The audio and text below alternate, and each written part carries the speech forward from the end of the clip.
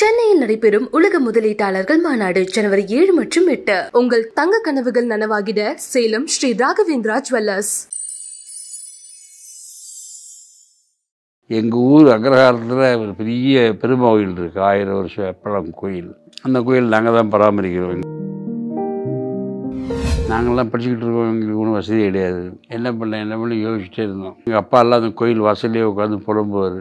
இந்த கோயிலுக்கு ஒரு விமோசனம் பெருமாள், அதை கும்பாபிஷேகம் பண்ணனால வௌவால்லாம் கிட்டத்தட்ட 150-200 வௌவால் உள்ளே குடியிருக்கும். சில வௌவால்லாம் குத்தி பெருமாளுடைய கையெல்லாம் கூட போயிடுது. பார்க்கவே ரொம்ப ஐயப்பா எனக்கு ஒரு கார் வாங்கித்தான் நான் சொல்லவே இல்லை. கார் வாங்கணுங்கிற எண்ணம் இருந்து அந்த எண்ணத்தோடு ஐயப்பன் கோயிலுக்கு போயிட்டேன். மாலை போட்டு திருப்பி வந்தேன். அந்த கார் நாயகன் படம் பார்த்தா கோயிலுக்கு வருவார் கமல், ஒரு ஒயிட் காரில் இறங்குவார். அது என் கார். என் ஒய்ஃபு அங்கே ஒரு ஷோரில் உட்காந்துருந்தாங்க. இங்கே பாட மேலே அடிக்கடி பாபான்னு கூப்பிட என்னாச்சு கேட்டிங்கன்னா, அந்த ஷோருக்கு மேலே ஒரு அனுமார படம் இருந்தது. அந்த அனுமார படம் ஆட ஆரம்பிச்சிருச்சு. வச்சு முடிவு எடுத்துட்டு அவங்க வராங்க. 4 பேர் வெட்டுறதுக்கு அறுவலோட வராங்க. கதவை திறந்தாங்க. பார்த்தா அவர் கை ஒரு பக்கம், கால் ஒரு பக்கம், தலை ஒரு பக்கம் இருக்குது. அவருக்கு ஒரு ராகவேந்திரான்னு படம் இருக்குன்னு தெரியுமில்ல? நல்லா தெரியும் சார். அதில் உங்களுக்கு ஒரு கதாபாத்திரம் இருக்குது, நீங்கள் நேராக வாங்க அப்படின்னே போனேன். அங்கே ரஜினி இருந்தார். நான் பார்த்த உடனே ஷாக் ஆகிட்டேன். அவர் ரஜினி மாதிரியே இல்லை. எனக்கு ரொம்ப சந்தோஷம். அப்படி பார்த்த உடனே அவர் பார்த்துட்டு என்னை பார்த்து எப்படி இருக்குன்னு கேள்வி. நான் சொன்னேன்,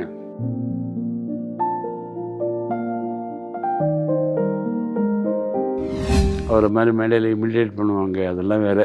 ஆனால் சொந்த வாழ்க்கைன்னு பார்த்தீங்கன்னா, சங்கராச்சாரியர் எப்படி வாழ்ந்தாரோ அப்படித்தான். அவர் வெங்காயம் சேர்க்க மாட்டார், வெள்ளைப்பூண்டு சேர்க்க மாட்டார், நான்வெஜ்ஜெல்லாம் என்னென்னு தெரியாது, ட்ரிங்க்ஸ் அவர் பார்த்ததே இல்லை, ஸ்மோக் பண்ணதே கிடையாது. தன் ஒய்ஃப் கையால் சமைச்சதான் சாப்பிடுவார். ஹோட்டல் ரைட்டு இல்லாமல் ப்ரொடக்ஷன் கம்பெனி யார் கொடுத்தாலும் சாப்பிட மாட்டார். அவர் ஒரு ஐயப்ப மேளா அப்படின்னு ஒன்று கண்டக்ட் பண்ணணும்னு யாரோ மெட்ராஸில் ஆசைப்பட்டாங்க. ஐயப்ப மேளான்னா என்னென்னா, ஒரு சின்ன குட்டி சபரிமலையை இங்கே உண்டாகணும். நான் மயிலாப்பூரில் இருந்தேன் ஆரம்பத்தில். அதனால் டெய்லி நான் கபாலீஸ்வரர் கோயில் போவேன். நான் நாடகம் போடும்போது இந்த ஸ்கிரிப்ட் எடுத்துன்னு போய் மயிலாப்பூர் கற்பகாம்பாள் காலடியில் வச்சு அர்ச்சனையெல்லாம் பண்ணிட்டு எடுத்துன்னு அப்புறம் தான் ரிஹர்சலே ஆரம்பிப்பேன். ஐயங்கார் வேஷம் தான் போட்டிருப்பேன். நான் எல்லாம் போட்டுட்டு நேராக புள்ளியை போய் கும்பிட்டுட்டு அப்புறம் தான் ஷூட்டிங்கே வருவேன். வணக்கம் நேர்களே, இன்னைக்கு நம்ம நடிகர் டெல்லி கணேஷ் அவர்கள் கிட்ட பேசிடலாம். வணக்கம் சார். வணக்கம்மா. எப்படி இருக்கீங்க? நல்லா இருக்கேன் சார். எப்பவுமே உங்ககிட்ட இருக்கக்கூடிய அந்த உற்சாகம் அது குறையறதே கிடையாது. அதுக்கான ஏதாவது சீக்ரெட் இருக்கா? சீக்கிரட் இல்லை, உச்சமாக இருக்கணுங்கிற எல்லாம் வேணும். முதல்ல எதுவுமே அழுது விடு நடக்க போகிறது இல்லை, சுகமாக இருந்தாலும் நடக்க போகிறது இல்லை. அது லைட்டாக எடுத்துக்கணும், அவ்வளோதான். வாழ்க்கையிலேருந்து வரும், பார்த்துப்போம் அப்படின்னு அதை எழுத்துக்கிற முறை தான் இருக்குது, வேறு ஒன்றும் இல்லை. ஸோ இது எல்லாத்துக்கும் தாண்டி ஒரு தெய்வீக அப்படிங்கிற ஒரு விஷயம் இருக்கு இல்லையா? அந்த அளவுக்கு உங்களுக்கு இஷ்டமான தெய்வம் யார் சார்? இஷ்டமான தெய்வம்னா எல்லா தெய்வத்துக்குமே இன்னும் இஷ்டம். அது உங்களுக்கு பிடிச்ச நடிகை யாருன்னு கேட்குற மாதிரி இருக்குது. அப்படிலாம் கிடையாது. எல்லா தெய்வங்களும் நான் கும்பிடுவேன். எங்களுக்கு குலதெய்வம்னு வந்தால் சாஸ்தா ஐயப்பன். அவர் தான் எங்கள் ஊர் குலதெய்வம். அது எங்கள் ஊர்லேருந்து ஒரு 2-3 கிலோமீட்டரில் இருக்குது. சின்ன சாஸ்தா, பூர்ணா, புஷ்கலாம்பா 2 பேர் இருப்பாங்க. அது வர வழி எந்த கோயில் இருக்குது, நான் அதுக்கு வருஷம் போவோம். எங்கள் ஊரில் என் வீட்டில் எந்த நல்ல காரியம் நடந்தாலும் குலதெய்வத்தை கும்பிடாமல் வரமாட்டேன். வேறு ஏதாவது சிக்கல் இருந்ததுன்னா, நான் பொதுவாக அந்த ஜாதகம்லாம் பார்க்குறது இல்லை. யார்கிட்ட போய் ஜாதகத்துக்கு நட்சத்திரம் என்னையா ப்ராப்ளம் அப்படின்னு கேட்கவே மாட்டேன். அவங்கள்ட்ட பேசிட்டு இருக்கேன், உங்கள் நட்சத்திரம் என்ன அப்படிம்பாரு. இப்போ மிருகசீஷன்னா உங்கள் குலதெய்வம் சாஸ்தா. சமீபத்தில் போய் கும்பிடலையோ? இல்லையே, கும்பிட்ருக்கேன். காணாது, போய் கும்பிடுங்க. எனக்கு இன்னும் நீங்கள் கும்பிடும் போது தோணுது. இவங்க ஏதாவது சொல்லுவாங்க, நம்ம அதை கேள்வி. நான் போயிட்டு வருவேன், கும்பிடுவேன். அது போக எங்கள் ஊர் அக்ரஹாரத்தில் ஒரு பெரிய பெருமாவில் இருக்குது, 1000 வருஷம் பழம் கோயில். அந்த கோயில் நாங்கள் தான் பராமரிக்கிறோம். எங்கள் தெருவில் தான் எல்லோரும் பராமரிக்கிறாங்க. அந்த கோயில் வந்து கும்பாபிஷேகம் பண்ணி கிட்டத்தட்ட 40 வருஷம் ஆச்சு. நார்மலாக ஒரு கும்பாபிஷேகம்னா ஒரு கோயிலுக்கு 12 வருஷத்துக்கு ஒருக்க பண்ணிகிட்டே இருக்கணும்.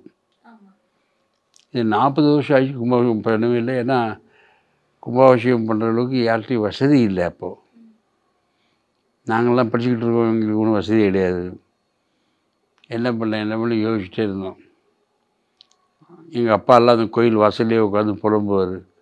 இந்த கோயிலுக்கு ஒரு விமோசனம் இல்லை. பெருமாள் அது இந்த கும்பாபிஷேகம் பண்ணனால வௌவால்லாம் கிட்டத்தட்ட 150-200 வௌவால் உள்ளே குழியிருக்கும். சில வௌவால்லாம் குத்தி குத்தி பெருமாளுடைய கையெல்லாம் கூட போயிடுது. பார்க்கவே ரொம்ப இதாக இருந்தது. அப்புறம் நாங்கள் கொஞ்சம் வந்ததுக்கப்புறம் ஏர்ஃபோர்ஸில் நான் ஜாயின் பண்ணி அப்புறம் சினிமாவுக்கு வந்து எங்கள் ஊர் மற்ற பசங்கள்லாம் கொஞ்சம் வளர்ந்து ஐடியில் அங்கே இங்கே வேலை பார்க்க ஆரம்பித்ததுக்கப்புறம் அவங்களுக்கு தொழில் இந்த கோயிலுக்கு எதாவது பண்ணணும் அப்படின்னு. அப்போ கும்பாபிஷேகம் பண்ணணும்னு ஆரம்பித்தாங்க. எல்லா இடத்தையும் கலெக்ஷன் ஆரம்பித்தாங்க. நிறைய கலெக்ஷன் வந்து நான் கூட அங்கே தெரிஞ்ச நண்பர்களும் கலெக்ட் பண்ணி பெரிய கும்பாபிஷேகம் பண்ணேன். எனக்கு ஒரு புண்ணியம். ஒரு கும்பாபிஷேகம் பண்ணுறது பெரிய புண்ணியம். சரி சார், இப்போ நீங்கள் நிறைய கோவில்களுக்கெல்லாம் போவீங்க இல்லையா? அப்படி உங்களுக்கு ரொம்ப பிடிச்சமான கோவில் எது சார்? எந்த கோவிலுக்கு அடிக்கடி போகிறது உண்டு? முந்தி நான் போயிட்டு இருந்தேன், ஐயப்பன் கோயிலுக்கு போயிட்டு இருந்தேன். அடிக்கடி போயிட்டு இருந்தேன். வருஷம் போவேன். மற்றபடி எங்கள் ஊர் கோயிலுக்கு நான் அடிக்கடி போவேன். பக்கத்தில் மற்றதெல்லாம் யாராவது சொன்னாங்கன்னா போவேன். ஷூட்டிங் நடந்தால் போவேன். இப்போ ஒரு ஷூட்டிங் நடக்குதுன்னு வச்சுக்கோங்களேன், அங்கே உள்ள கோயிலில் இருந்தால் டெய்லி பார்க்குறது வழக்கம். அங்கே போய் பார்த்துட்டு வருவேன். இந்த மாதிரி தான். சரி, இப்போ ஐயப்பன் அவர் வந்து உங்களுக்கு குலதெய்வமாகவே இருக்கார், சாஸ்தா. நிறைய ஐயப்ப பூஜைகள் எல்லாத்துலேயுமே வந்து இன்னைக்கு வரைக்குமே உங்களை கூப்பிடுறாங்க. கூப்பிட்டுட்டு அதில் தலைமை தாங்க சொல்கிறாங்க இல்லையா? நீங்கள் எத்தனை வருஷம் சபரிமலைக்கு போயிருந்திருக்கீங்க? 20 வருஷம் போயிருக்கேன். 20 வருடமா? அங்கே போகும்போதெல்லாம் ஒரு மிராக்கிள் நடக்குது அப்படின்னு சொல்கிறாங்க. அப்படி உங்களுக்கு நடந்த மிராக்கிள் எது சார்? எனக்கு நான் வந்து அப்போது நடித்து வந்துக்கிட்டு இருக்கேன். பெரிய காசு கிடையாது. ஒரு பழத்துக்கு ரொம்ப கம்மியான அமௌண்ட்டு தருவாங்க, நான் வாங்கிப்பேன். ஆனால் அப்போது நடிகன் ஆகிட்டேன். 1 வருஷம் ஆச்சு. ஒரு கார் வாங்கினா நல்லா இருக்குமே அப்படின்னு நினச்சிக்கிட்டேன். ஆனால் ஐயப்பன்கிட்ட கேட்டுக்கல. ஐயப்பா எனக்கு ஒரு கார் வாங்கித்தான் நான் சொல்லவே இல்லை. கார் வாங்கணுங்கிற எண்ணம் இருந்து அந்த எண்ணத்தோடு ஐயப்பன் கோயிலுக்கு போயிட்டேன். மாலை போட்டு திருப்பி வந்தேன். 2 கம்பெனி, நல்ல கம்பெனி, நல்ல பணம். அப்புறம் அந்த கம்பெனிக்காரன் மாருதிக்காரன் இஎம்ஐயில் தரேன் நான் காரு. அப்போ வந்து ஒரு மாருதி கார் என்ன விலை தெரியுமா? 90,000. அந்த கார் வந்து நாயகன் படம் பார்த்தா அதில் ஜென்ரேஷன் மாறும்போது கோயிலுக்கு வருவார் கமல். ஒரு ஒயிட் காரில் வந்து இறங்குவார். அது என் கார், அந்த நான் வாங்கின கார் தான் அது. இது நல்லா இருக்குது இந்த புது கார். முந்தி அம்பாசிடரில் வந்தார். அப்புறம் இந்த வருஷம் ஆக அந்த பீரியடு பிக்சர் இல்லையா அது. அப்போ வந்து கொஞ்சம் நல்ல கார் வர ஆரம்பிச்சு. காரை ஃபுல்லாக காமிக்கல, முகப்பு மட்டும் தான் காமிப்பாங்க. அதுலேருந்து இறங்கி வர்ற மாதிரி. சார் இந்த காரை யூஸ் பண்ணலாமே. யார் கார் இது? என்னோட தான் சார். வாங்கிருக்கீங்களாம்மா? இதை யூஸ் பண்ணலாமே சார்னாரு. அது இன்னைக்கு நான் பார்த்துட்ருக்கேன். அந்த முதல் காரு. அந்த கார் எப்போ வாங்கினீங்கன்னா ஐயப்பன் கோயிலுக்கு போயிட்டு வந்தவொடனே நடந்தது. சார், அதே போல் இப்போ சாய்பாபா டிவோட்டீஸ் அப்படின்னு நிறைய பேர் இருக்காங்க. அது பார்த்து தான் குட்டபர்த்தி சாய்பாபா, அவருடைய டிவோட்டியாக நீங்கள் இருந்திருக்கீங்க. அவரை பற்றின விஷயங்கள் எப்படி உங்களுக்கு வந்து அவரை பிடிச்சது, அதெல்லாம் சொல்லுங்கள். ஆரம்பத்தில் எனக்கு புட்டபர்த்தி மேல் நம்பிக்கை கிடையாது. நான் போனதும் கிடையாது. அப்போ சில பத்திரிகைகள்லாம் ஒரு தாறுமாறு எழுதும், அசிங்கமாக எழுதும். அப்படி எழுதுகிற ஒருத்தர் நம்ம எப்படி கும்பிடுறதுங்கிற எண்ணத்துலாம் இருந்தேன். ஆனால் பிற்காலத்தை போக போக யாரோ எப்படியோ ஒருத்தர் மூலமாக சும்மா ஃப்ரீயாக இருந்தால் வாங்கலாம் எங்கள் வீட்டில் சாய் பஜன்னாரு. சார் நான் அதெல்லாம் ஒன்று ரொம்ப நீங்கள் கலந்துக்க வேண்டாம் சார். உங்களுக்கு நம்பிக்கை இல்லைன்றாலும் வேண்டாம், சும்மா நான் கூப்பிட்றேன் வாங்கலேன். என் ஒய்ஃபு குழந்தை எல்லோரையும் கூப்பிட்டு போயிருந்தேன். என் ஒய்ஃபு அங்கே ஒரு ஷோரில் உட்காண்ட்ருந்தாங்க. உங்கள் பாட மேலே அடிக்கடி பாபான்னு கூப்பிட என்னாச்சு கேட்டிங்கன்னா, இந்த ஷோருக்கு மேலே ஒரு அனுமார படம் இருந்தது. அந்த அனுமார படம் ஆட ஆரம்பிச்சிருச்சு. நடந்தது அனுமான படம் அப்படியே ஆட ஆரம்பிச்சு அந்த பள்ளத்து மேலே ஒரு மாலை போட்டிருந்தது. அந்த மாலை கலண்டு நேரம் என் ஒய்ஃபோட களத்து வந்து விழுந்தது. இதை நானும் பார்த்தேன், என் ஒய்ஃபு பார்த்தா. நாங்கள் ஒருத்தரை பார்த்துக்கிட்டோம்.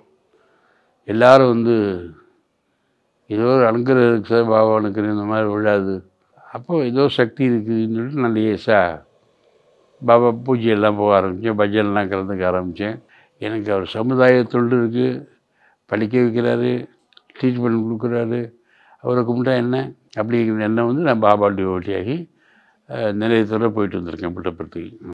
இப்போ இந்த ஜீவ சமாதி ஆகக்கூடிய விஷயம், சித்தர்களுடைய வழிபாடு முறை, இதை பற்றி என்ன நினைக்கிறீங்க சார்? நீங்கள் வேறு எந்தெந்த சித்தர் கோவில்களுக்கெல்லாம் போகிறீங்க?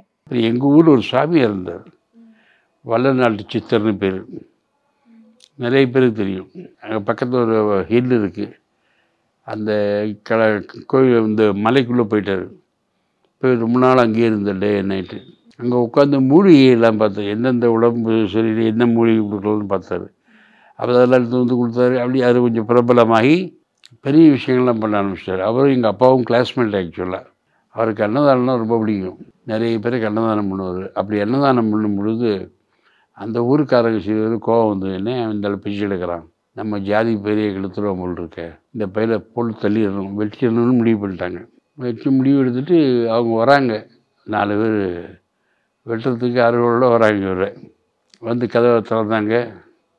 பார்த்தா அவர் கை ஒரு பக்கம், கால் ஒரு பக்கம், தலை ஒரு பக்கம் கிடக்கு. அவருக்கு நவகண்டாசனம். அது பார்த்தான், இது என்னடா அது, நாம் வெட்டுறதுக்கு யாரோ வெட்டி போயிட்டான், நம்ம இங்கே இருக்கணும் போலீஸ் ஸ்டேஷன் ஓடி போயிடுவாங்க. போனால் மறுநாள் காலம்பரம் அவருக்கு வந்து எல்லோரும் விவரிச்சு கொடுத்துட்ருக்காரு. இந்த மாதிரி சித்து வேலைகள்லாம் அவர் பண்ணுவார் நிறைய. அவர் இறந்தது எங்கள் ஊரில் தான். அவருடைய ஃபோட்டோ பாம்பே, கல்கட்டா எல்லா ஊர்லேயும் வல்லநாட்டு சித்தர்னு வச்சுருக்காங்க, இன்றைக்கும் கும்பிட்றாங்க. நான் அவரையும் கும்பிடுவேன். நீங்கள் ராகவேந்திரா படத்துலேயுமே கூட அந்த மாதிரியான ஒரு கான்செப்ட் தானே சார், சித்த ஜீவ சமாதி ஆகிறது தான். அதுக்கப்புறமா நீங்கள் இது எல்லாத்தையும் நம்ப ஆரம்பிச்சிங்களா, இல்லை அதுக்கு முன்னாடி இருந்தே உங்களுக்கு இந்த சித்தர் வழிபாடுகளில் நம்பிக்கை இருந்ததா? ஆமாம், அதில் பல விஷயங்கள் சொல்லலாம். வேணா ராகவேந்தர் படம், எனக்கு ராகவேந்தர்னா தெரியும், ஒரு சாமி வீட்டில் பூஜையில் வச்சுருக்கேன், கும்பிட்றேன், அவ்வளோதான். அது படம் எடுக்க போகிறாரு ரஜினிகாந்துடைய 100வது படம், அவர் தான் ராகவேந்திரா பண்ண போகிறாருன்னு. ஓ, அப்போ இந்த படத்தில் எனக்கு ஏதாவது ரோல் இருக்கும் அப்படின்னு நினச்சிக்கிட்டே இருந்தேன். ஆனால் கூப்பிடவே இல்லை யாரும். 10 நாள் ஷூட்டிங்களுக்கு 10 நாள் கூப்பிடல. இல்லை, என்னை கூப்பிடவே இல்லை. சரி, வேறு யாரும் பண்ணுறாங்க போட்டோம், நான் விட்டேன். ராகவேந்திரங்கிற படத்தை மறந்துட்டு நான் பாட்டு வேறு படங்களை கான்சன்ட்ரேட் பண்ணி என் ஒர்க்கில் பிஸியாக இருந்தேன். இதை மறந்தாச்சு கம்ப்ளீட்டாக. அப்படி இருக்கும்போது என் ஒய்ஃப் வேலை பார்த்தது AGC office, accountant general office இங்கே இருக்குது தேனாம்பேட்டையில். அங்கே தான் வேலை பார்த்தாங்க. அவங்க கூட வேலை பார்க்குற ஒரு லேடி மந்திராலயம் போயிட்டு வந்திருக்காங்க. நான் ராகவேந்திர பார்த்துட்டு வந்தேன், நல்ல தரிசனம், இந்த பிரசாதத்தை நீ வச்சுக்கோ, இந்த பிரசாதம் உங்கள் ஹஸ்பண்டுக்கும் கூட நான் அவருடைய ஃபேன் அப்படின்னு கொடுத்தா. சாயந்தரம் என் ஒய்ஃப் வந்தால் அந்த அரிசியை கொடுத்தா, தலையில் போட்டு கலக்கணை கொடுத்தா, வாயில் போட்டுனேன். அப்போ நான் அதை பற்றி மறந்துட்டேன். அதை தரா வாங்கி போட்டு நான் பாடு என் வேலையை பார்த்தேன். எனக்கு ராகவேந்திர மைண்ட்லேயே கிடையாது. திடீர்னு மறுநாளைக்கு காலம்பரை எஸ்பி முத்துராமன் சார்கிட்ட இருந்து எனக்கு ஃபோன் வந்தது. டெல்லியாரே அப்படின்னு தான் கூப்பிடுவார், டெல்லியாரேம்பார் என்ன. சொல்லுங்கள் சார், இன்றைக்கி என்ன பண்ணுறீங்க? இன்றைக்கி ஒன்றும் இல்லை சார், வீட்டில் இருக்கேன். ஏவி வர முடியுமா கொஞ்சம்? என் ஒரு ராகவேந்திரான்னு படம் இருக்குன்னு தெரியுமில்ல? நல்லா தெரியும் சார். அதில் உங்களுக்கு ஒரு கதாபாத்திரம் இருக்குது, நீங்கள் நேராக வாங்க அப்படின்னே போனேன். அங்கே ரஜினி இருந்தார். நான் பார்த்த உடனே ஷாக் ஆகிட்டேன். அவர் ரஜினி மாதிரியே இல்லை, அந்த உருவமே தெரியல. எனக்கு தெரிஞ்சாலும் ராகவேந்திரன் தான் கண்ணுக்கு தெரிஞ்சார். அதில் ரஜினியுடைய இன்ட்ரெஸ்ட்டு, அவரை மாதிரி பண்ணணுமேங்கிற இன்வால்மெண்ட்டு, ராகவேந்திரமில் உள்ள பக்தி எல்லாம் அந்த முகத்தில் தெரிஞ்சுது. எனக்கு ரொம்ப சந்தோஷம். அப்படி பார்த்த உடனே அவர் பார்த்துட்டு என்னை பார்த்து எப்படி இருக்குன்னு கேள்வி. நான் சொன்னேன், இப்போ கூட நீங்கள் ராகவேந்திர கோயிலுக்கு போனாலும் அப்போனாச்சு அந்த கிணூரெல்லாம் இருக்குது, அங்கே போய் கும்பிடாமல் வர மாட்டாங்க யாரும். ராகவேந்திர கும்பிட்டுட்டு அப்பண்ணாச்சாரியாரை பார்த்துட்டு தான் வருவாங்க. ஆனால் அவங்களுக்கு அப்பண்ணாச்சாரியார் யாரும் தெரியல. அங்கே கோயிலில் பூஜை பண்ணுற இன்றைக்கி வரைக்கும் சொல்கிறேன், பூஜை ஒன்று இருக்கு. அப்போ அப்பண்ணாச்சாரியார் தெரியுமா? யாருக்கு உங்களுக்கு தெரியுமா அப்படிம்பாரு. இல்லை முழிக்கும் ஒன்றுக்கு ஒன்று. நீ எல்லாம் தமிழ்டா? ஆமாம். ராகவேந்திர படம் பார்த்துருக்கீங்களா? ஆமாம். அதில் டெல்லி கணேஷ் வேறு பார்த்துருக்கீங்களா? அதுதான் அப்படிலாம் சொல்லிடுறார். இன்னி என் பேர் அங்கே சொல்கிறாரு. உங்களுக்கும் நம்பியார் சாமிகளுக்கும் இருக்கக்கூடிய நட்பு பற்றி சொல்லுங்கள். நீங்கள் அவங்க கூட சேர்ந்து நீங்களும் ஐயப்பன் கோவிலுக்கெல்லாம் போயிருக்கீங்களா? அவர் கூட கோயிலுக்கு போல். நம்பியாரை பற்றி இங்கே சொல்லி ஆகணும். அவர் வந்து ஒரு சங்கராச்சாரியார் மாதிரி. நம்ம நடிகராக பார்க்குறோம், வில்லனாக பார்க்குறோம். அவரை மாதிரி மேடையில் இமிடியேட் பண்ணுவாங்க, அதெல்லாம் வேறு.